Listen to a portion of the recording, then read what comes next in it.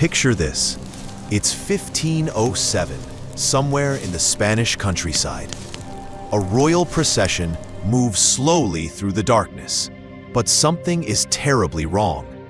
At the center of this ghostly parade, a woman walks beside a wooden coffin. She stops the procession, opens the coffin, and kisses the decomposing remains inside. This woman is not just anyone.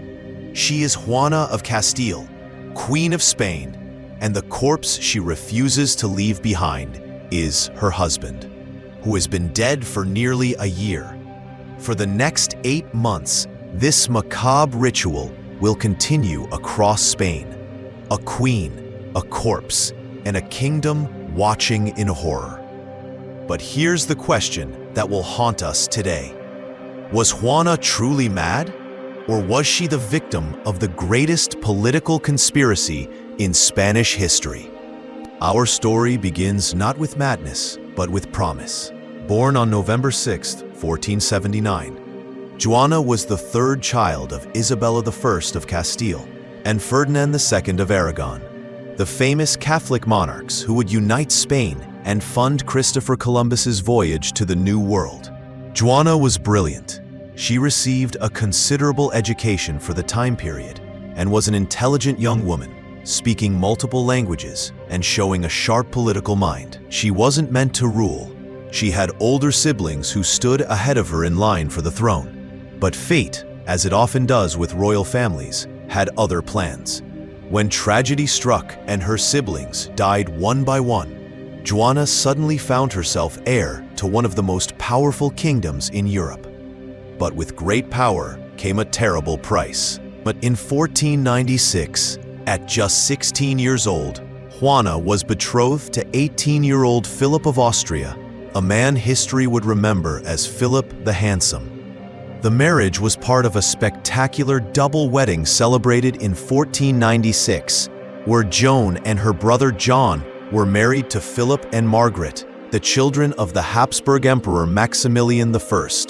This wasn't just a wedding, it was a political masterstroke that would change the course of European history. But for Juana, it would become a nightmare that would consume her entire life. Philip was handsome, charming, and utterly ruthless. From the moment they met, Juana was completely, hopelessly in love. But Philip saw his young wife as nothing more than a stepping stone to the Spanish throne. The marriage started passionately. They had 6 children together, including the future Holy Roman Emperor Charles V. But Philip was a serial adulterer who flaunted his mistresses in front of his wife. He was unfaithful, cruel, intimidated, and impoverished her, squandering her funds. How did Juana respond to this humiliation? Her response was marked by jealousy, rage, and violent behaviors, throwing herself against the wall in despair, and hacking off a rival's hair and stabbing her in the face. Can you imagine the desperation? A queen reduced to violence against her husband's lovers. But was this madness? Or was this the natural response of a woman pushed beyond her breaking point? Philip didn't just betray Juana emotionally. He began a calculated campaign to destroy her reputation. Philip spread rumors about her madness when he was still alive. Every outburst of jealousy, every emotional breakdown, was weaponized against her. Why would he do this? The answer is simple: power. If Juana was declared mad, Philip could rule Spain in her place. And when Juana's mother, Queen Isabella, died in 1504, making Juana the rightful queen of Castile, Philip's campaign intensified. In February 1505, the Cortes Parliament was informed of Juana's unspecified infirmity, presumably by Ferdinand, and legitimized his right to administer Castile. Notice that word, unspecified. They couldn't even say what was wrong with her. In June 1506, father and husband cited infirmities and sufferings, which, for the sake of her honor, are not expressed, in a treaty leaving the government of Castile to Philip. Her own father and husband were conspiring to strip her of her birthright. But here's where the story takes a shocking turn.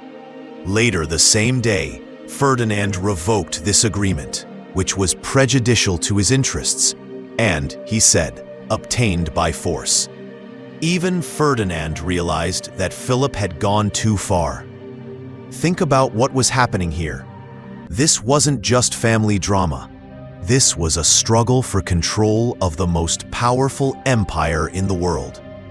Spain controlled vast territories in the Americas, held dominions across Europe, and commanded the seas. Whoever controlled Juana controlled it all. But then, in August 1506, everything changed. Philip died suddenly of typhoid, or poisoning by Ferdinand. The man who had tormented Juana for a decade, who had stolen her crown and broken her heart, was suddenly gone. And that's when Juana's behavior became truly legendary. Juana's reason gave way after Philip's death. But what exactly happened next? The stories that emerged would cement her reputation as Juana la Loca, Joan the Mad, for centuries. She had him exhumed, and when Philip's coffin was reopened, she leaped to his side and kissed his feet. From then on, Philip's corpse went with her everywhere, from her travels and the dinner table up to her bedside. Picture this scene: a queen, heavy with her 6th pregnancy, kneeling beside her husband's decomposing corpse, kissing his lifeless feet. The image is haunting, disturbing, and utterly tragic. But the story gets even more bizarre.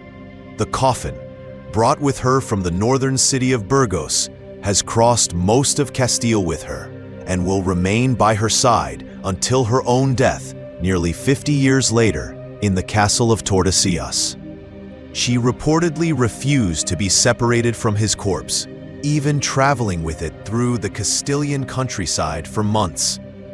For 8 long months, this macabre procession moved across Spain. They traveled at night because Juana believed that widows should not journey during the day. The coffin was constantly guarded, never left alone. At every stop, she would check the corpse, ensuring it was still Philip. Some say she would talk to him, seeking his counsel on matters of state. Others claim she would open the coffin nightly to kiss his remains.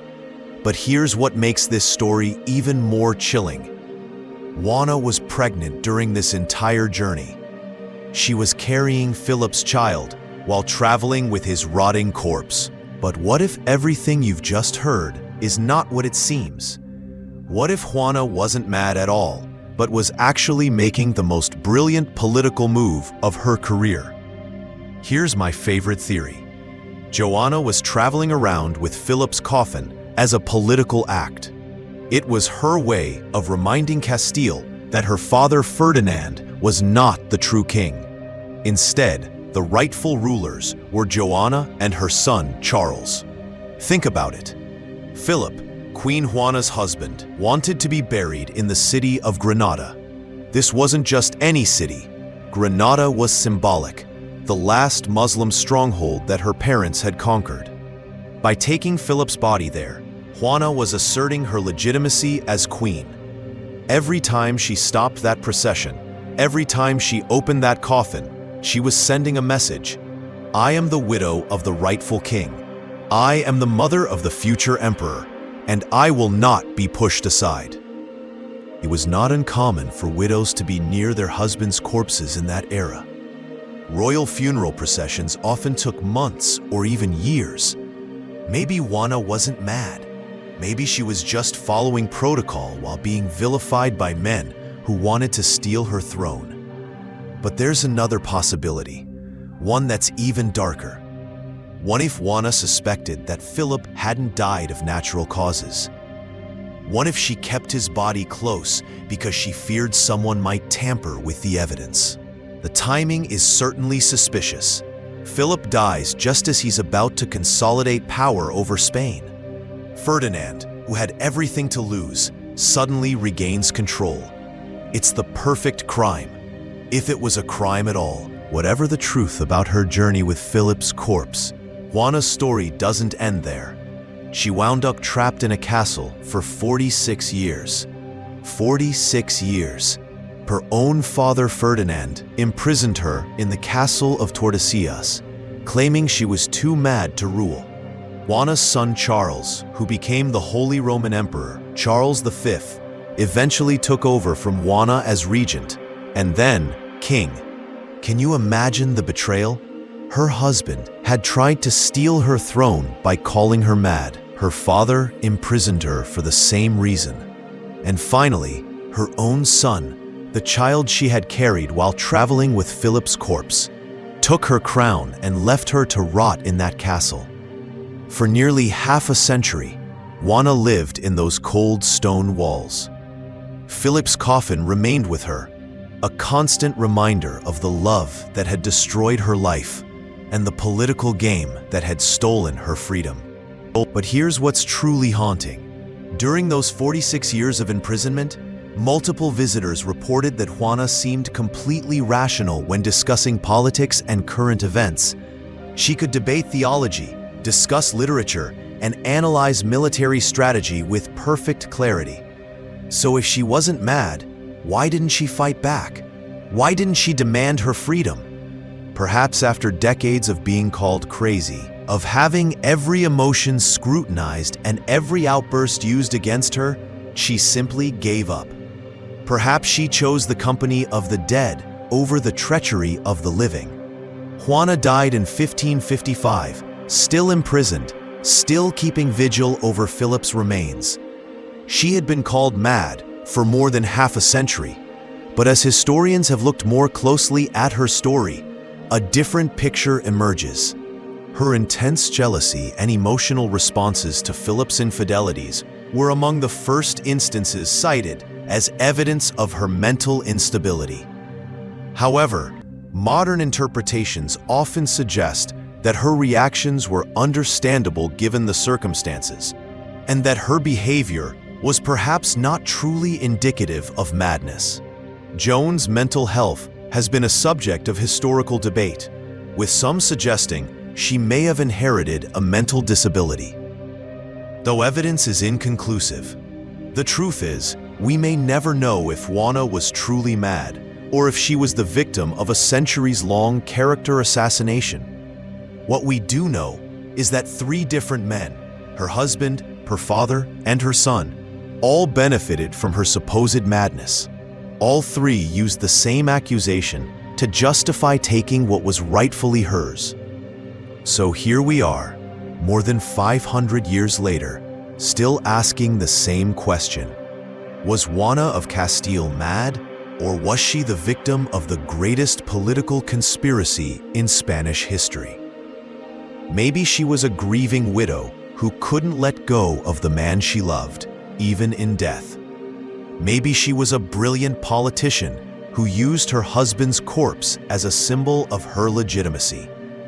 Or maybe she was a woman driven to the edge of sanity by years of betrayal, abuse, and manipulation.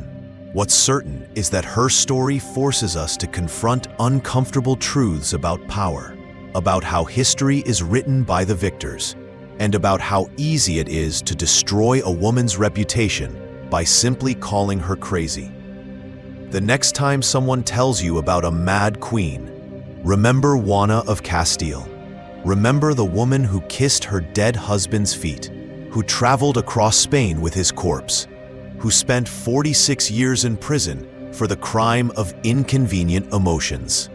And ask yourself, in a world where women had no power except through marriage, where a single outburst could be used to justify losing everything, who among us wouldn't have been called mad? If this story has made you question everything you thought you knew about medieval queens and royal conspiracies, you'll love our deep dive into other misunderstood figures from history. The truth, as always, is far more complicated than the legends we've been told.